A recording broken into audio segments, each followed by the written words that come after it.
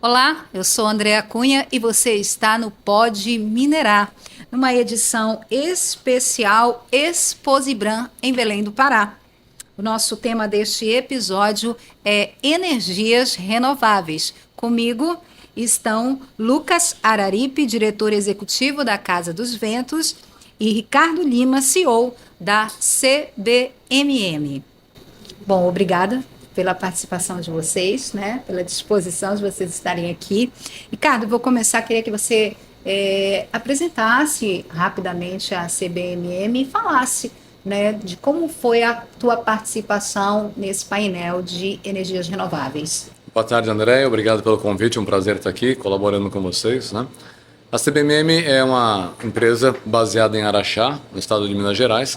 É líder global em produtos de nióbio. A companhia está completando agora 68 anos da sua fundação. Desde o início, o grande desafio da CBMM foi desenvolver aplicações para os seus produtos. Então, imagina, naquela época, ninguém sabia para que servia o metal nióbio, né? E desde o início, a companhia foi trazendo uma cultura, desenvolvendo uma cultura de pesquisa, desenvolvimento, parcerias com universidades, institutos de pesquisas, com seus clientes, né? Para desenvolver as suas aplicações. E até hoje, esse é o nosso principal desafio. Como líder global, nós temos a responsabilidade de investir em capacidade sempre à frente da demanda. Então, hoje, a nossa empresa tem uma capacidade maior do que a demanda global.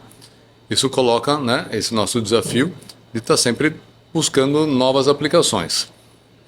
Eu diria que hoje o principal uso para os produtos de nióbio está na indústria siderúrgica, onde a gente utiliza gramas de nióbio por tonelada de aço produzido para trazer performance mais elevada para os aços, com alta resistência, com alta tenacidade.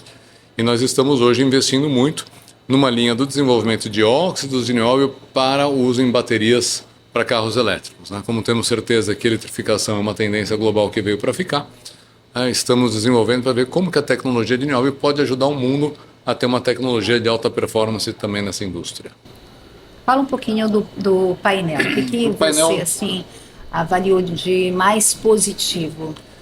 Eu fui o moderador do painel, agradeço a participação. Nós tivemos executivos aqui de grandes empresas, né? Tivemos executivos da Vale, da Hidro, da Alcoa, da Casa dos Ventos, da Yara, cada um contando a sua experiência, né? Como é que estão vivendo esse momento de transição energética. E nós ficamos muito contentes de ver que todas essas empresas hoje têm uma história para contar, baseada em um sucesso através da inovação. E essa inovação hoje está sendo utilizada também no desafio da transição energética.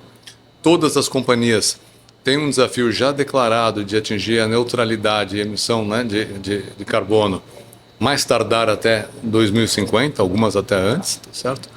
Então, contando as suas experiências, quais são os milestones, o que já estão fazendo. Então, foi muito rico na troca ali de melhores práticas e entendimento para que a gente veja como que o setor de mineração hoje está realmente absolutamente engajado nessa agenda da transição energética. Lucas, obrigada pela sua participação. Fala um pouquinho para a gente, apresenta a Casa dos Ventos, fala um pouquinho da tua participação aqui na Exposibram. Legal, obrigado pela oportunidade. A Casa dos Ventos ela é a maior desenvolvedora de projetos renováveis do Brasil. Então, a gente, na verdade, evoluiu como a maior desenvolvedora e hoje a gente é uma das principais investidoras em geração renovável do país. Então, no primeiro momento, muito focado nos leilões do ambiente regulado e hoje liderando um pouco essa frente de mercado livre. Então, a companhia hoje, só de projetos dedicados para grandes consumidores, já são 3 gigas instalados entre construção e operação. Então, a gente quer, de fato, ser um parceiro ideal das companhias nesse processo de transição energética através de eletricidade. Então, no primeiro momento, acho que no escopo 2 das empresas, mas depois evoluir isso para o escopo 1, no sentido de usar a nossa eletricidade para prover produtos verdes para essas companhias que precisam descarbonizar. Então, a gente atender com eletricidade renovável, mas depois suportá-las na eletrificação de alguns processos, e nos que não podem ser eletrificados, que vão usar hidrogênio verde, por exemplo, amônia verde, a gente ser um provedor desses produtos, dado que a gente tem a energia renovável muito competitiva nos nossos projetos. Então, como a energia renovável é a matéria-prima para hidrogênio verde, para amônia verde, então imagina que 70% do custo do hidrogênio verde é energia renovável. Então, a gente tem dentro de casa, vamos dizer assim, a matéria-prima para suportar as companhias com vários produtos na transição energética. E o setor de mineração, acho que é um setor eletrointensivo, hoje energointensivo, ou seja, ele demanda muita energia que vai ser convertida em energia elétrica. Então, acho que a gente está aqui na Exposibran como um parceiro, de fato, dessas companhias na jornada de descarbonização, desde a eletricidade até outros produtos que, enfim, eles vão demandar no futuro. Eu acho que são produtos que são construídos em conjunto, através de parcerias, através de discussões técnicas, discussões de inovação, para a gente conseguir, de fato, garantir essas metas para todas as companhias de net zero. Ricardo, essa transição energética, ela é um grande desafio das grandes empresas? Ela é um grande desafio, sim. Acho que todas as empresas estão abraçando isso. Eu comentei durante a nossa conversa hoje mais cedo, né, que qualquer negociação que a gente vai fazer com um cliente hoje em qualquer país do mundo, acho que antes do cliente perguntar para a gente sobre preço, sobre capacidade, sobre prazo de pagamento, existe a curiosidade de saber, olha, o que a sua empresa, o que a CBMM está fazendo para atingir a neutralidade? Quando que vocês vão atingir? No nosso caso é 2040 o prazo que nós assumimos, né? O que já está acontecendo nos últimos anos? Como evoluiu? Então, essa lição de casa, hoje nós temos que estar preparados para mostrar o que a gente está fazendo, certo? E já temos hoje, né, alguns processos de modernização dos equipamentos, de investimentos, de CAPEX, de atualização dos processos que têm trazido nos últimos anos uma redução significativa. E depois vem um segundo capítulo, que é como que a nossa empresa, através da tecnologia do Niobe, através do uso dos nossos produtos, a gente pode ajudar o mundo na obtenção da neutralidade. E aí vem para a gente também uma abertura de novos potenciais mercados que eu viria como uma grande oportunidade, certo? Como que essa tecnologia pode ajudar o mundo nesse grande desafio, que é o desafio a gente trabalhar com energias renováveis, com menos emissão de gases de efeito estufa. E Lucas, tem mercado para esses produtos verdes? O mercado vai consumir esses novos produtos, digamos assim? Eu acho que assim, eu acho que é meio que dado que os produtos vão ter que se tornar verdes, e aí por uma série de fatores. Primeiro por algumas metas de governo, por algumas metas das próprias companhias, por taxação de carbono, por demanda da sociedade por produtos verdes. Então, eu acho que isso é uma premissa, eu acho que é dada. O Brasil, eu acho que ele se beneficia muito desse processo. Acho que o Brasil está muito bem posicionado por ter recursos naturais que vão, de fato, ser a matéria-prima para essa transição energética. Então, o Brasil, a gente hoje a gente tem energia renovável muito competitiva. A gente tem um outro ativo que é ter um sistema interligado nacional limpo. Então, hoje a gente consegue usar esse sistema interligado para produzir projetos de hidrogênio e derivados on-grid. Então, muitas outras geografias não têm esse grid limpo, então eles precisam fazer projetos off-grid, então você tem que dimensionar baterias, etc. Então, o Brasil ele tem recursos renováveis competitivos, ele tem uma matriz para dar uma arquitetura de projeto mais competitiva. Então, o Brasil, ele acho que tem dois ângulos que ele pode ser fornecedor. Tanto fornecer energia para outras geografias, industrializarem seus processos e produtos, mas melhor do que isso, talvez trazer demanda de algumas indústrias muito intensivas para descarbonizarem seus processos no Brasil. Então, acho que a siderurgia é uma delas. Então, a gente pode aqui usar o minério de ferro, por exemplo, que é muito puro no Brasil para produzir HBI, para produzir aço verde. A gente pode produzir fertilizante verde, a gente tem uma potência agro no Brasil, a gente importa muito fertilizante, então esses produtos verdes podem ser produzidos a nível local, então a gente pode produzir combustíveis de transporte verdes, desde amônia, metanol verde, transporte marítimo, transporte sustentável de aviação. Então, eu acho que as empresas já decidiram por tornar seus produtos verdes, os mercados vão aparecer pelo mercado de carbono, pela taxação. Por exemplo, hoje na Europa se fala muito do CBAM, né, que é um mecanismo de ajuste de carbono. Então, os produtos que vão entrar lá vão ser taxados pelo nível de carbono. Então, tem uma série de iniciativas que vão gerar, vamos dizer assim, a demanda por produtos verdes. Eu acho que o Brasil está muito bem posicionado pela matéria-prima que a gente tem, pelo tamanho da nossa economia e, eventualmente, a gente reindustrializar o país e trazer setores estratégicos através dessa transição energética. Dá para a gente dimensionar o impacto positivo na sustentabilidade no uso desses novos produtos, desses produtos, digamos assim, menos ofensivos, né, para o meio ambiente? A gente consegue dimensionar o resultado positivo disso? Eu acho que hoje o que a gente tem medido é realmente o quanto que cada uma das empresas emite de CO2 por tonelada dos seus produtos, né? Vamos dizer assim. Então já existem benchmarks e referências. No nosso caso, por exemplo, nós hoje temos uma certificação no escopo 1 e 2, a nossa emissão de 0,6 toneladas de CO2 por tonelada de ferro nióbio, que é o nosso produto principal. Então a gente vinha de índices mais altos, vem decaindo e temos a meta de chegar a zero até 2040, tá certo? Cada uma das empresas, nos seus segmentos, tem essas referências e tem os seus desafios. Muitas companhias, hoje mesmo, né, durante o nosso debate, colocaram que até 2030 tem a meta de reduzir 30%, até chegar no zero. Então, essas métricas começam a existir. Você pode, de setor a setor, ter os benchmarks, as comparações, as trocas de melhores práticas. E é importante ter também essas metas, como você falou, da sua empresa de 2040. Algumas estabelecem 2050. Então, é um alvo, né? É um alvo. E nós vamos tendo aí os objetivos intermediários a serem cumpridos, com planos de investimentos. Por que não se pode fazer de imediato? Não se trata simplesmente de colocar um investimento, de modernizar um parque industrial. Muitas vezes tem um desenvolvimento de uma tecnologia alternativa. Tem a substituição de um processo por um outro. Então, isso exige um tempo, realmente, de desenvolvimento, de pesquisa, de começar alguma coisa em escala de laboratório, depois ir para uma escala piloto, até a implementação em escala industrial. Então, esses tempos são estimados hoje, né? No nosso caso, a gente definiu isso. Algumas coisas são feitas mais de imediato, algumas coisas demoram um pouquinho mais. Eu vou te dar um exemplo, né? Nas nossas operações de mineração, nós temos veículos que ainda utilizam motor a combustão interna. Nós vamos eletrificar esses veículos todos. Nós temos um projeto hoje de desenvolver uma bateria de lítio com adição de nióbio que traz uma característica de carregamento rápido dessas baterias. Ao invés da bateria ficar 6, 7, 8 horas lá, né, no processo para recarregar a sua energia, nós vamos conseguir fazer isso em menos de 10 minutos. Isso está provado já em escala piloto. Nós temos um primeiro veículo que vai estar pronto agora em novembro, onde nós vamos estar testando já realmente na escala de um veículo real, para que a gente leve isso para uma escala industrial. Assim que essa tecnologia estiver provada, nós vamos migrar os nossos veículos para ela. Então, aí passa para a eletrificação. Estamos esperando, só a tecnologia já está aprovada, será feita na sequência. Agora, temos processos internos que tem que ter mudança de combustíveis fósseis, né, para combustíveis não fósseis. Isso tudo exige desenvolvimento e ajustes de processo. Lucas, foi falado no painel sobre a possibilidade de uso de baterias ao invés de usar os geradores, né, para não usar o óleo diesel. Isso aí ainda é um sonho ou está mais perto de se tornar uma realidade?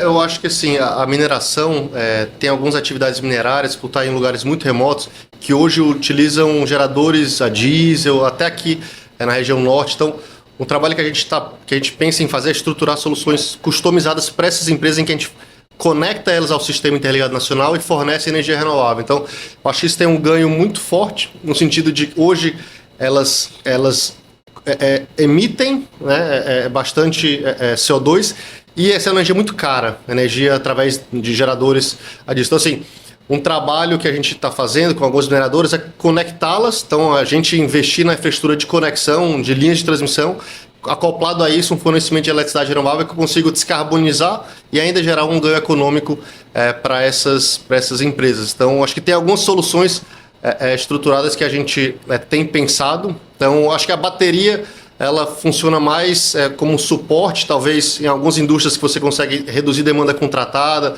ou gerar um pouco mais de confiabilidade em pontos que o grid é um pouco fraco, mas dificilmente do ponto de vista de consumo você vai depender só de uma bateria, talvez algo mais acessório, mas eu acho que na mineração tem bastante, vamos dizer assim, oportunidade de eletrificação, de descarbonização com um ganho econômico relevante, dado que esse diesel equivalente a uma energia, é uma eletricidade muito cara, né? Então você consegue descarbonizar, aliado a isso, gerar competitividade nas operações dessas mineradoras. Queria que vocês falassem um pouco do potencial do nosso país, né, nessa produção dessas energias renováveis.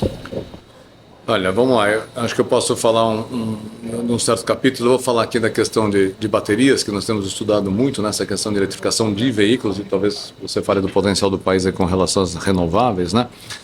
Eu diria que o Brasil ele tem recursos que são os recursos necessários para a fabricação de baterias, né? Nós temos aqui reservas de níquel, nós temos reservas de lítio, temos reservas de manganês, temos reservas de nióbio. Então, eu acho que o Brasil tem tudo para entrar sendo um protagonista no cenário global, reduzindo o receio, né, de falta de material, garantindo o fornecimento. E hoje nós vimos, né, no exemplo das empresas aqui presentes, que todos estão investindo à frente do mercado para que realmente possam garantir essa tranquilidade aos fabricantes, que os materiais, né, que a matéria-prima estará disponível no tempo necessário, atendendo aí a curva de crescimento de demanda. Então vejo uma grande oportunidade para o Brasil em função das características que nós temos aqui, certo? Da presença de todas as matérias-primas que são necessárias para a eletrificação. Lucas, temos muito sol, temos muito vento, então a energia eólica é uma grande possibilidade, a energia solar é uma grande possibilidade, né? Eu acho que no contexto da transição energética, que comentei, o Brasil é muito abençoado, muito bem posicionado por ter energia renovável muito competitiva, por ter esse grid limpo. Então você consegue entregar o hidrogênio mais competitivo do mundo no Brasil. Então acho que isso tem um valor muito grande, dado que esses combustíveis vão ser os combustíveis do futuro. Então a gente tem, eu comentei alguns setores, o setor de mineração, o setor de siderurgia, fertilizantes, cimento, produtos de transporte de marítimo, o metanol verde, o SAF, que é o combustível sustentável de aviação. Então, assim, o Brasil ele tem o potencial de ser um grande hub de transição energética e de produtos verdes do mundo. Tem o potencial de também exportar isso através de amônia para outras geografias. Então, o que o Brasil precisa, eu acho que também ter uma política energética e industrial condizente com essa nova realidade de futuro, né, de economia verde. Então, política industrial, política de energética, talvez manter a competitividade das renováveis, manter o nosso grid limpo. Então, como eu comentei, isso é um ativo muito forte. Então, se você entra com muitas termoelétricas, se você suja o grid, você talvez não seja mais elegível a usar esse grid nos projetos de hidrogênio verde. E ter políticas industriais tanto para a indústria de hidrogênio verde, né, como para a importação dos equipamentos, para desonerar um pouco a cadeia, para garantir linhas de financiamento competitivas, mas também fomentar essas indústrias que vão demandar o hidrogênio verde, né, porque não adianta você ter, vamos dizer assim, um ambiente propício para o hidrogênio verde se você não tem a demanda. Então, acho que esses setores mais intensivos, eu acho que o Brasil também precisa olhar com cuidado, que são setores que vão de fato descarbonizar e vão ser líderes na transição energética. Então, fomentar a indústria de eletricidade, a indústria de hidrogênio, mas também essa indústria que vai ser a grande âncora desses produtos, desses novos combustíveis. A gente pode chegar a ser exportador, então, desses novos combustíveis? Hoje a gente, o hidrogênio se fala muito na exportação por amônia verde, então acho que existem algumas empresas desenvolvendo muita tecnologia nesse sentido, porque o problema da amônia é que se você for usar hidrogênio na ponta, você precisa craquear essa amônia e ainda é uma tecnologia um pouco incipiente. Então, se fala em hidrogênio líquido, tem outros carriers que você pode transportar esse hidrogênio, mas, enfim, eu acho que também existem várias novas tecnologias que vão reduzir custo, vão surgir aí. Para o Brasil, a gente, no fim do dia, vai exportar o nosso vento e o nosso sol através de algum derivado para isso ser consumido, esse vento-sol, em outras geografias e outros países que não têm esse recurso que a gente tem. Queria que você esclarecesse um pouquinho a produção dessa amônia verde. O hidrogênio verde, na verdade, ele é eletrólise da água através de fontes renováveis. Então, você tem água ali, você tem equipamentos que são eletrolisadores, eles separam o hidrogênio do oxigênio. Então, você usa corrente elétrica para isso. Então, você produziu um hidrogênio através da eletrólise da água com energias renováveis. Você tem o hidrogênio. A amônia, você adiciona o nitrogênio do ar, então você tem a produção da amônia, né?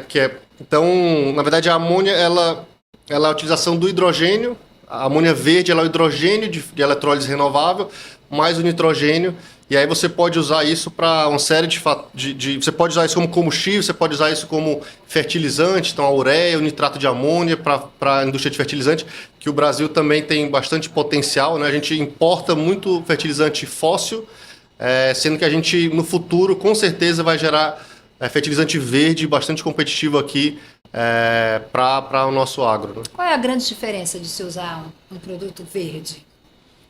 A grande diferença, a origem alimento que você está usando, o café que a gente está bebendo, ele tem uma emissão forte se ele vier de fertilizantes produzidos no leste europeu através de gás natural ou dos combustíveis fósseis.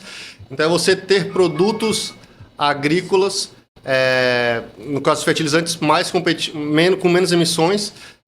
Então, no fim do dia, você descarboniza toda a indústria. Assim, você tem a origem dos produtos com pouca emissão, para, de fato, garantir menos impacto e menos mudança climática. É que cada vez mais os consumidores cobram isso, né? Seja de qualquer cadeia, né? Tá certo? De qualquer indústria. E realmente, até pegando um gancho no que o Lucas estava falando, do Brasil ter um país com condições naturais que são muito favorecidas, eu comentei aqui que nós temos 0,6 toneladas, né, de emissão por tonelada de ferro renovável produzido, mas toda a energia nossa já é de fonte renovável e certificada. Então, isso é uma condição que o Estado de Minas Gerais, né, nos permite, nos fornece, tá certo? Que já nos ajuda nessa meta de ser carbon free. Isso você acha que contribui de uma forma positiva dentro da tua companhia? Com certeza. Contribui muito positivamente. Nós exportamos hoje 95% daquilo que produzimos, né?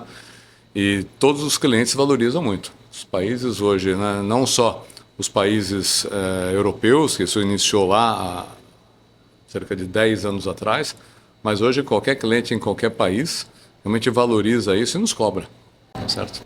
Você falou que o Brasil pode ser um hub, né, de combustíveis. Queria que você comentasse um pouquinho para a gente. Eu acho que a amônia é um combustível que hoje se fala bastante para transporte marítimo. O metanol verde... O metanol verde ele é o hidrogênio mais o carbono biogênico, um carbono de origem que você tem na biomassa no Brasil, você tem papel celulose. Então, o Brasil também ele tem bastante hidrogênio competitivo, ele tem, assim, reservas para carbono biogênico. Então, o Brasil pode ser um grande fornecedor de amônia verde, de metanol verde para transporte marítimo. Então, as grandes companhias de transporte marítimo, elas são todas agora convertendo a frota para rodar também com metanol verde ou amônia verde. O Brasil é um hub estratégico, pode ser um hub estratégico de abastecimento dessas companhias. E combustível de aviação também, uma das rotas é por hidrogênio verde. Então, o Brasil também pode ser, acho que, um provedor de combustíveis sustentáveis de aviação. Fora outros, assim, a gente está falando muito de energia elétrica, mas o Brasil tem um potencial do biometano. Então, a gente tem bastante resíduo da indústria de cana, tem bastante resíduo orgânico para produzir biometano, substituir gás natural. Então, o Brasil ele é abençoado de várias formas, assim, com vento, com sol, com agro, né, com esses resíduos. Então, acho que a gente, como eu comentei, ter as políticas corretas, a gente consegue ter uma oportunidade bem relevante nos próximos décadas. Ricardo, o recurso não falta, então. Recurso não falta. E eu diria até, complementando, todos esses meios de transporte, né, mesmo o transporte marítimo, cada vez mais nós temos visto empresas que estão desenvolvendo também baterias para esse tipo de aplicação, tá certo? Então, hoje existem tecnologias diferentes, exigem químicas diferentes, cada uma adequada a um certo tipo de performance necessária para determinados usos das baterias. Então, há espaço para diferentes soluções, né? À medida que você vai trabalhando com questões de segurança, que acho que isso que é, né, a grande condição imprescindível, e a questão do carregamento rápido também ajuda, a gente vai caminhando cada vez mais para um mundo elétrico, né? A eletrificação. Agora, a geração de energia tem que ser uma geração limpa. Essa eletrificação que você fala, isso também reduz custos, né? Tende a reduzir custos, sim. Ok. Queria agradecer a presença de vocês, mas antes da gente terminar, queria que você fizesse suas considerações finais, falasse aí das suas impressões sobre o painel e das suas impressões sobre a Exposibran, né? Eu diria que o IBRAM está cumprindo muito bem o papel dele, tá certo? De estar mostrando, né, como que a indústria de mineração hoje está atuando, a seriedade, né, o papel das grandes empresas, quais são as ações que já estão em andamento, colocar essas empresas juntas para que a gente busque sinergia. Eu acho que até extrapola um pouco as fronteiras das empresas, o que o Brasil pode estar fazendo para que a gente atinja, né, nível país, um protagonismo nisso. Eu vejo uma série de oportunidades e o IBRAM, como coordenador disso, tem feito um excelente trabalho. Lucas, suas considerações finais. Bom, agradecer a oportunidade, a organização. Eu fiquei pessoalmente muito bem impressionado com o fato de a gente estar num congresso de mineração, mas fala muito em transição energética. Acho que isso nos últimos 2 dias é uma coisa que foi recorrente. Então, acho que é uma indústria, é um setor que meio que entendeu o potencial disso para os seus negócios e a importância disso. Enfim, a Casa 200 é uma empresa que a gente tem um portfólio grande de projetos renováveis e também outros produtos.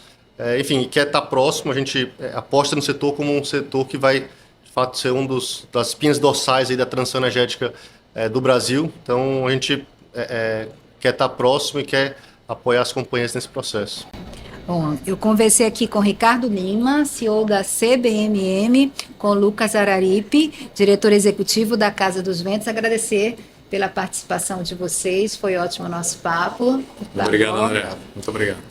Bom, gente, a gente vai ficando por aqui. O Pode Minerar é o podcast idealizado pelo IBRAM e está disponível para você por aqui semanalmente. Para não perder os próximos episódios, siga o podcast no seu agregador de áudio favorito. Para saber mais informações sobre a mineração no Brasil, o trabalho do IBRAM, o calendário de eventos realizados pela entidade, acesse www.ibram.org.br. A gente vai ficando por aqui. Um abraço e até a próxima.